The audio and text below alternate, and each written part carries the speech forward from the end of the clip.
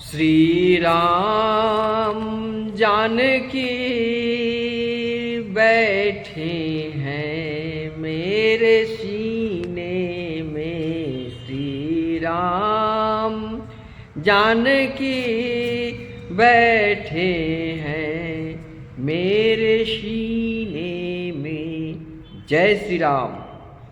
भगवान ज्ञान दीपक चैनल में आपका स्वागत है। मैं दीपक कुमार शर्मा आसनसोल का में अभी रहता हूँ। मैं धनबाद झारखंड का मूल निवासी हूँ। मुझे भगवत ज्ञान का अध्ययन करना पसंद आता है और जो मुझे टूटी फूटी भाषा में अपने दोस्तों को शेयर करता हूँ।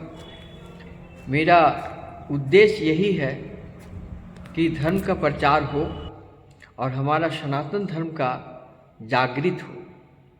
मैं छोटा सा एक दीपक, अंधकारमय जिंदगी में एक छोटा सा दीपक जलाकर थोड़ा सा प्रकाशित करना चाहता हूँ अपने आप को, पूरे विश्व को। तो आइए, आज ऐसे तो हरि कथा अनंता, हरि गुणगान अनंता कबीरदास जी लिखे हैं। कबीर वाणी है, सात समंत की मसी करो लेखनी सब बनराई, धरती सब कागज करो हरिगुण लिखा न जाई। अर्थात पूरे धरती को कागज बना दिया जाए, अब ब्रह्मांड में जितने वृक्ष हैं सबको कलम बना दिया जाए, तो भी हरिगुण का लिख कर समाप्त नहीं किया जा सकता है। इतनी बड़ी बात उन्होंने कही। अमृत वानियाँ, कबीर की सभी वानियाँ अमृत के समान हैं। तो आज की कथा में मैं काल जौवन का वध और मुक्चन राजा की मुक्ति के बारे में संक्षेप में वर्णन करना चाहता हूँ। काल जौवन जब तपस्या करते करते भगवान के पास दर्शन पाए, तो उनको वरदान मांगे तो वो अमर होना चाहते थे। तो वो वरदान में मांगे कि मैं किसी अस्त्र शस्त्र से, किसी भी तरह के देवता के अस्त्र से, किसी भी पशु से, कोई मुझे हत्या न कर सके, मैं विश्व विजेता बन जाऊं। तो उनको वरदान मिला। तो वो बहुत घमंड हो गया उनको भी, जो जिस तरह प्रत्येक राक्षस को हुआ है। दानव कुल में जो भी वरदान पाते हैं उनको घमंड तो हो ही जाता है। तो उसने कृष्ण से युद्ध करने के लिए चल पड़े। श्री कृष्ण से युद्ध करने के लिए चल पड़े। उनके द्वारिकाधीश के पास गेट में आ गए हैं फौजी लेकर, सेना लेकर। श्री कृष्ण अकेले उनके सामने आते हैं।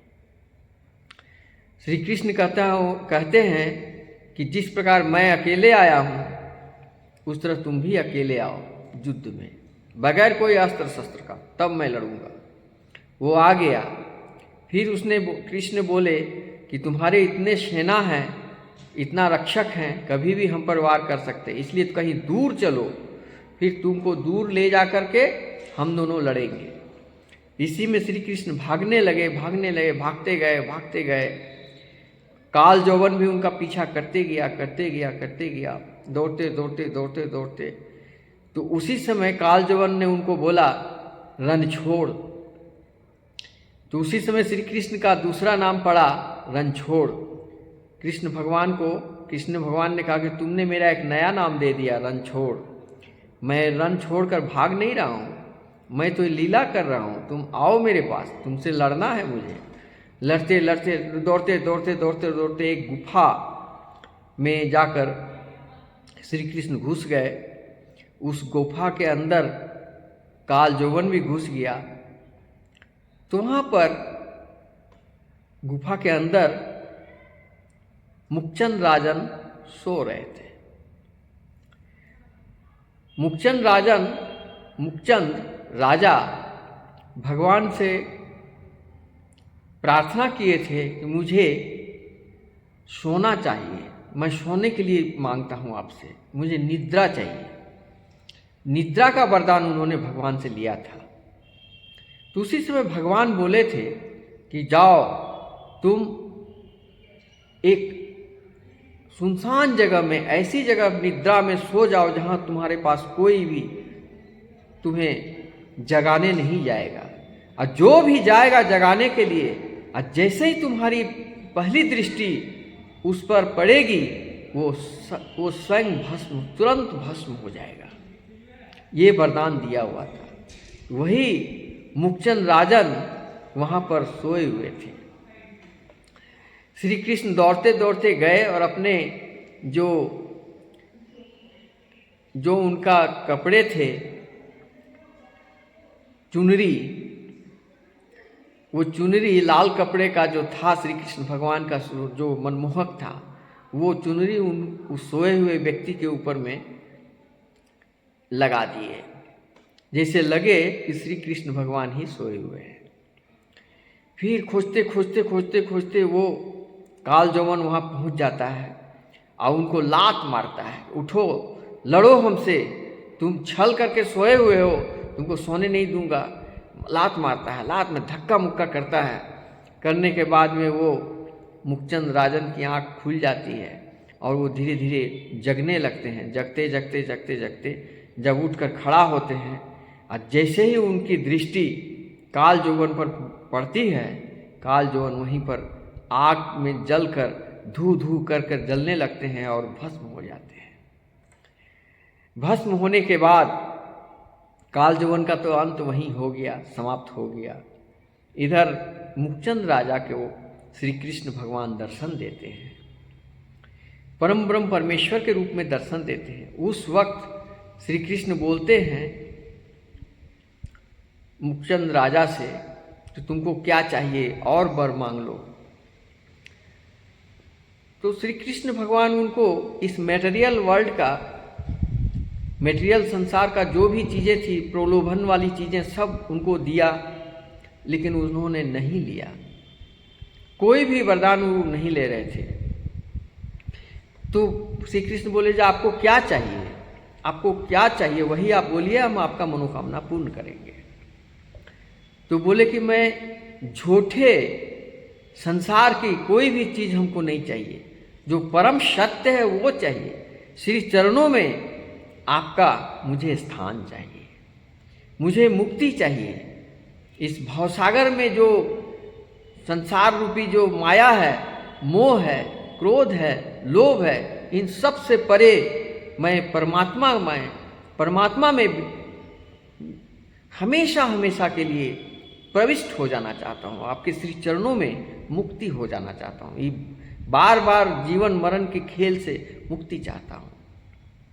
तब श्री कृष्ण बोले मुखचंद से कि तुम जाओ किसी पर्वत के पास और जाकर कुछ दिन तपस्या करो, तो तुम्हारे द्वारा बहुत सारे निर्दोष जीवों की हत्या हो चुकी थी। बहुत सारे युद्ध में तुमने किसी जीवों को हत्या किया था। वो हत्या से मुक्ति पाने के लिए कुछ दिन तुमको तपस्या करना होगा।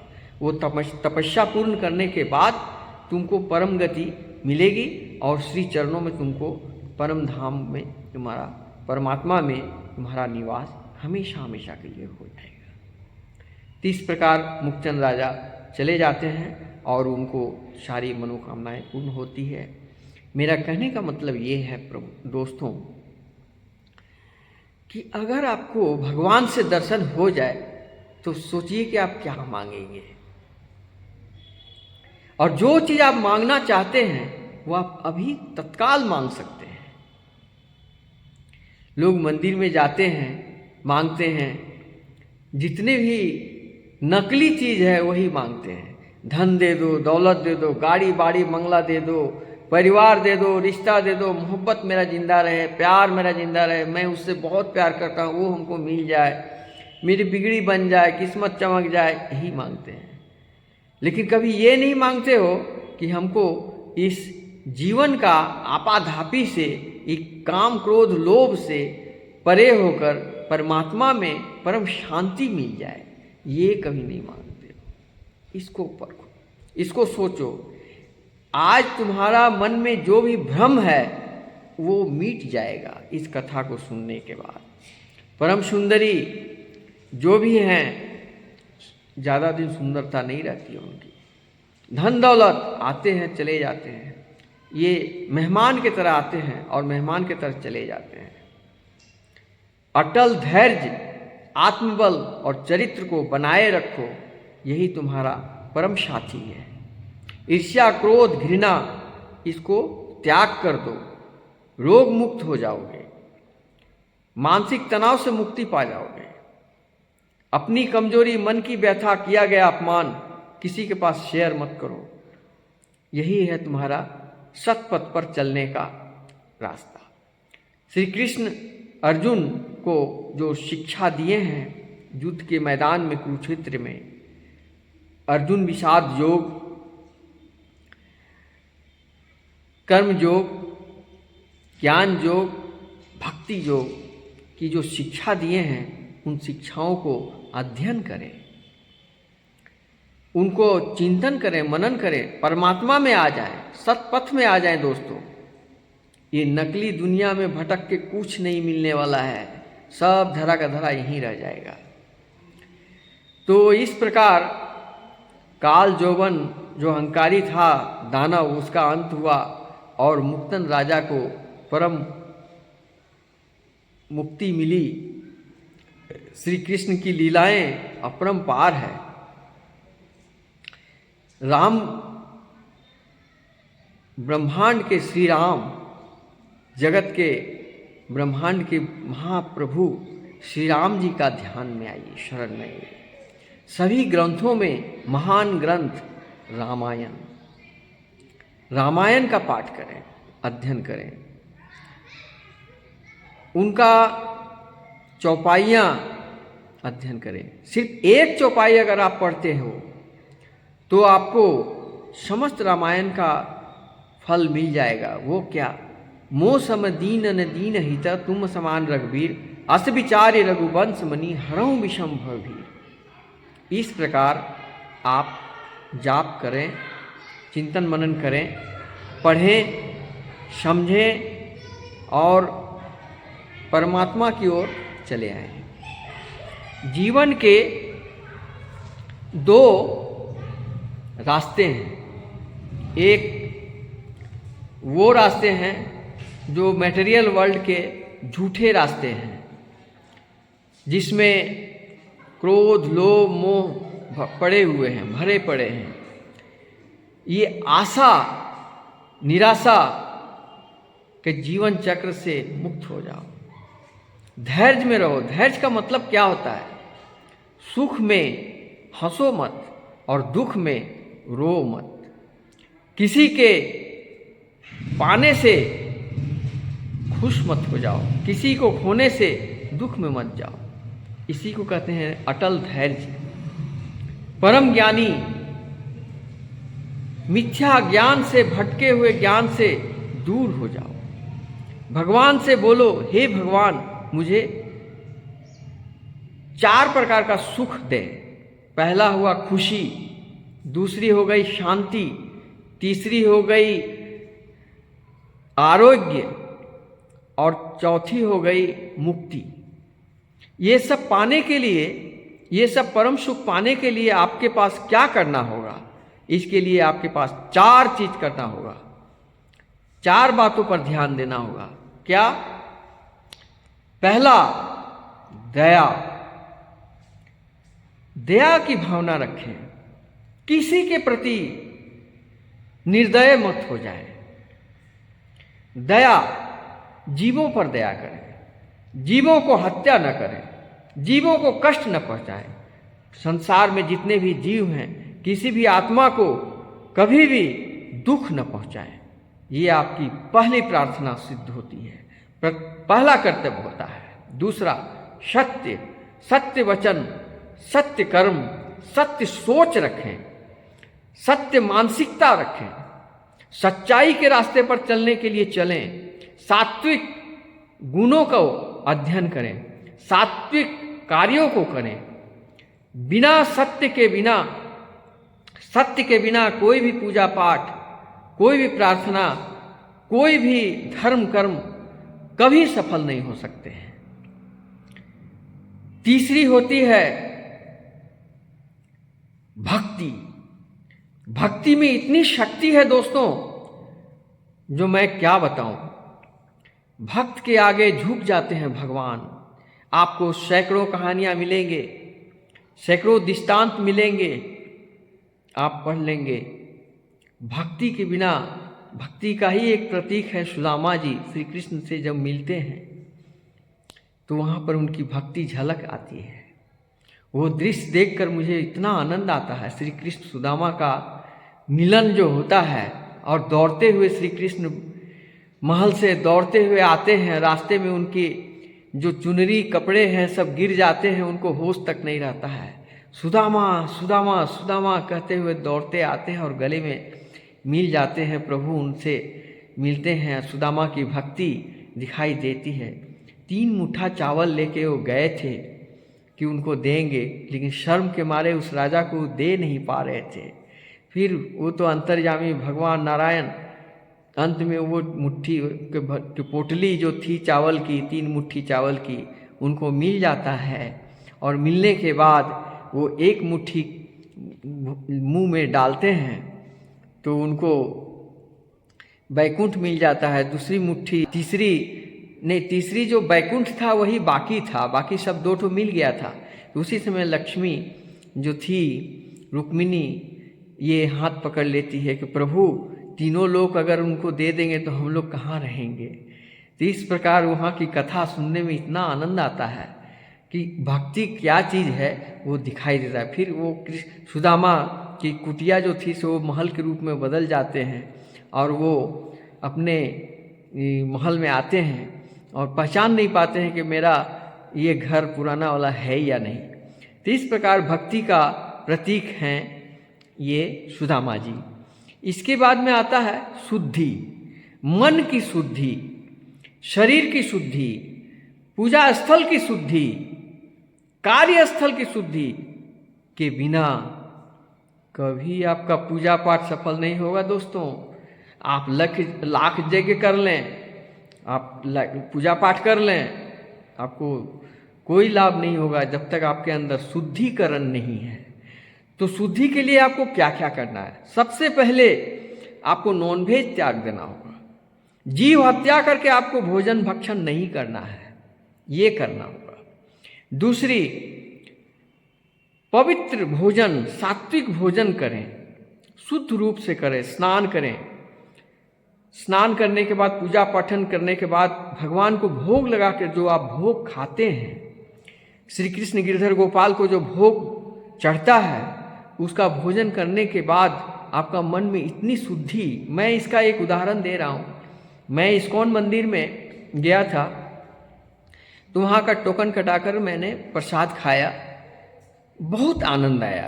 तिरुपति बालाजी में भी प्रसाद भोग लगता है। भोग लगने के बाद जो प्रसाद मैंने पाया, मन भर खाए, बहुत शांति मिली। इसी प्रकार अमृतसर में स्वर्ण मंदिर में लंगर चलता है, वहाँ भी प्रसाद के रूप में पवित्र रूप से भोजन कराया जाता है। 5,000 10,000 लोग प्रतिदिन भोजन करते हैं, वो भी फ्री। वहाँ भी मैंने भोजन किया, बड़ा शांति मिला। वैष्णो देवी में भी इस तरह का प्रसाद का भोजन किया, बहुत शांति मिला। इस प्रकार का सौभाग्य अगर आपको हो तो आप पा सकते हैं। अगर नहीं हो तो घर में ही भोजन बनावें शुद्ध रूप से और भगवान को भोग लगाकर उसको अगर भोजन करें तो आपको परम शुद्धि, परम आत्मशुद्धि महसूस होगी। ये शुद्धि होना जरूरी है। इसलिए दोस्तों, गीता में श्री कृष्ण कर्म योग में इनका वर्णन किए हैं। इस्कॉन मंदिर में या जितने भी सारे मंदिर हैं वैष्णो देवी से लेकर तिरुपति बालाजी तक, दक्षिणेश्वर तक, कामाख्या देवी, इधर मैहर वाली माता, सभी देवी देवताओं के जो बड़े बड़े मंदिर हैं, उज्जैन वाले महाकाल, द्वादश ज्योतिर्लिंग वाले मल्लिकार्जुनम, द्वारिकाधीश, सभी जगह मैंने तीर्थ किया हूँ। तो केदारनाथ, बद्रीनाथ, तो सब जगह का एक ही चीज़ दिखाई दिया, वो यही कि वहाँ पर जो भी लोग हैं लगे हुए, उनके अंदर ये चीज़ जरूर दिखाई दे रहा है। वो क्या? दया भी है, सत्य भी है, भक्ति भी है और शुद्धि भी है, तभी वो संपन्न है। वरना सब मिथ्या है दोस्तों, सब ढोंग है, पाखंड है, लुटेरे हैं, बिजनेस है, पैसा कमाने का धंधा है। लेकिन जिसके मन में दया नहीं है, जिसके मन में सत्यता नहीं है, जिसके हृदय में भक्ति नहीं है, जिसके हृदय में शुद्धि नहीं है, वो पाखंड है। उसको कहते हैं जघन्य अपराधी, इसी को कहते हैं, जिसका कभी माफ नहीं हो सकता है। ये बहुत बड़े गलती कर रहे हैं कि लोगों को धोखा देना, अंधा बनकर लोगों से भीख मांगना, जबकि आंख है, इस तरह से पांडित्य दिखाकर लोगों को दे रहे हैं। मेरे पास न एडिटर है, न ऑडिटर है, ना ही मेरे पास कोई ताम झाम झलक मलक कुछ भी है।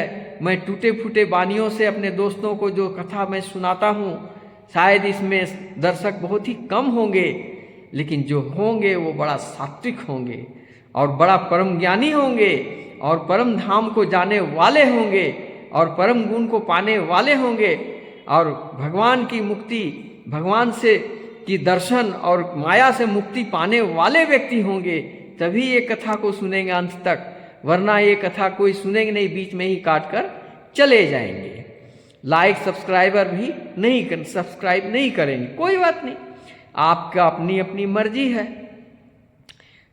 श्री कृष्ण गोविंद हरे मुरारे, हे नाथ नारायण वासुदेव का मंत्र जाप मैं करता हूँ।